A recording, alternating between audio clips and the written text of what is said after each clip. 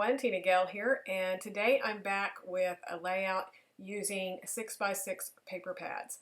And so I've started out with these 3 sheets of paper, and they're just older papers that were from my stash. Um, One of them, I think it's the turquoise on the very back, is crepe paper, paper doll collection, so that's really old. And then I have an American Craft Dear Lizzie, which is the spring paper. And then My Mind's Eye, The Sweetest Thing, which I think is this wood grain on the top. And so I just wanted lots and lots of layers, and the 6x6 pad that I'm working with is the Simple Stories So Rad collection. So there's lots of these stars and this dark blue and brown and orange and some green and some yellow. And so I had lots of colors going on, but the great thing about 6x6 pads is all of the print is smaller, and so it's not overwhelming to work with it. So that's another reason why I love 6x6 pads. And so for this design, I actually decided to cut up the paper into 3x3 pads or 3x3 squares. And I'm just going to arrange them onto the background, and then I'm going to do some stitching and stuff. And so since all of that was going to be really busy, I have a really busy print, even though it's small, and I have lots of different prints onto the background.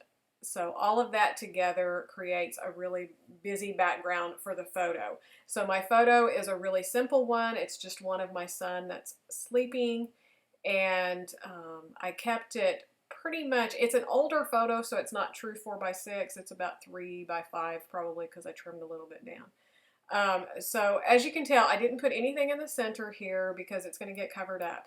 But like I was saying, everything is really busy, and so that's kind of how I went about choosing my background papers. I had this one that's kind of a gray wood pattern to it, and so it has a little bit of movement and texture to it, but it's a neutral, and so it's going to help the eye have a place to rest since all the other patterns are busy. And then I knew I wanted to pull some more of that lighter blue, and so I had it pulled to the back. But then both of them were really neutral and light and kind of boring, and so that's why I went and picked out the darker brown and matted that kind of gray wood tone with it. So that way I've got lots of different layers going behind and lots of layers going with my 3x3 squares. And so when I started putting them on, I was just using my graph ruler to kind of line it up. I wanted it centered. I'm not being, real precise, but I want it fairly close because it will be obvious if it gets off. But I just go around and kind of place them on there and just keep measuring to make sure that they are good and straight. So once I get these put on here, I decide to go to my sewing machine and I stitch around each one of the blocks, and I'll come back and kind of show you that. And then I had these 3 other papers from the 6x6 pad, and I wanted to put several layers of mats behind the photo, so I'm just sitting here looking to see if those are going to work or if I need to pull out different papers. But I pretty much like it. I think the print patterned with the text on it is light, and so it helps the photo to rest, and it's not busy or anything. It's going to give me some room to put my title, where my title will kind of pop off of it, and it helps pull out, since my son's not really dressed, you can see his socks. That color kind of pulls out the colors of his socks and his book. So it helps kind of put the focus onto him. And then I had that blue and white diagonal stripe, and I put it behind it so then it would help pop against the text paper. And then I had a little bit of that blue, and I just cut it away and popped it off to the right hand side. And then I had a strip that I had cut apart that has that cork print on it and the stars, and so I just cut it apart so I could have a little bit at the top and a little bit at the bottom, and that's where I'm going to kind of put my journaling in. And then I went to my stash, and I've just pulled a lot of different product. This layout, I pulled all kinds of things from my stash, and then using the new Simple Stories Rad. And so these tags are from Fancy Pants, the Be Different collection that's um, probably at least a year, if not more, older. And I kind of wanted that. I loved the twine coming off the tags and stuff for a little bit of texture. And so I'm just going to tuck those up behind there. And right now I'm just pulling all of the embellishments out and kind of figuring out where I want them. And when I get it kind of figured out, then I'll start adhering it down. But the main thing I'm looking for is just to repeat my colors. And so on the title, I have these cork letters that was from the Journey collection that spelled out adventure. And then I got some alphas in the yellow and the green, so it's on an adventure. And so I had that green there, and I have the green arrow at the top left, and so I was wanting some green to the right, so I found that little tab to stick behind there. And I have the blue up at the top with the tags, and so I found this blue arrow to go underneath part of the title, and I have a blue kind of pinked circle off to the right. And so when I'm looking for embellishments, that's all I'm doing is just repeating the colors and stuff, and I just pile on these clusters. That's one of my favorite things to do, and it just really adds a lot to the layout.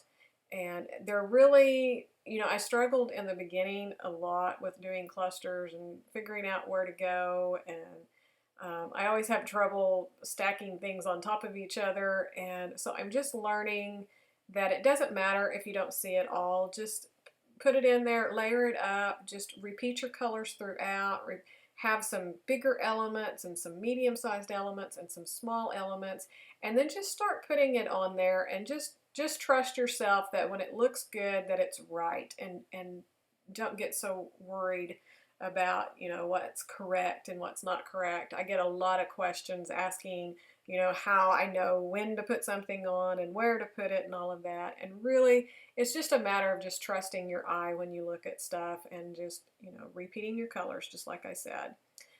So now I'm pretty much happy with what I've picked out, and so I'm just adhering it down. I put up a few of the elements with pop dots, and that way it just adds a little bit more dimension and things. I had this little speech bubble. It's one from Heidi Swapp, and it said dream.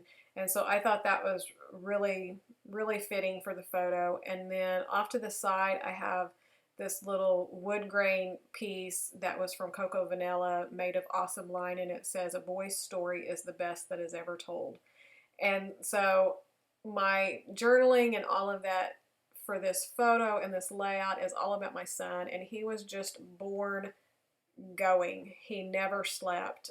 He could go from the time he was born until he started preschool. I think he could go on about 4 hours of sleep at a night and never take naps. If he took naps, they were about 30 minutes long, and then he was up and going again. And so it was very rare that I found him asleep and could have a moment.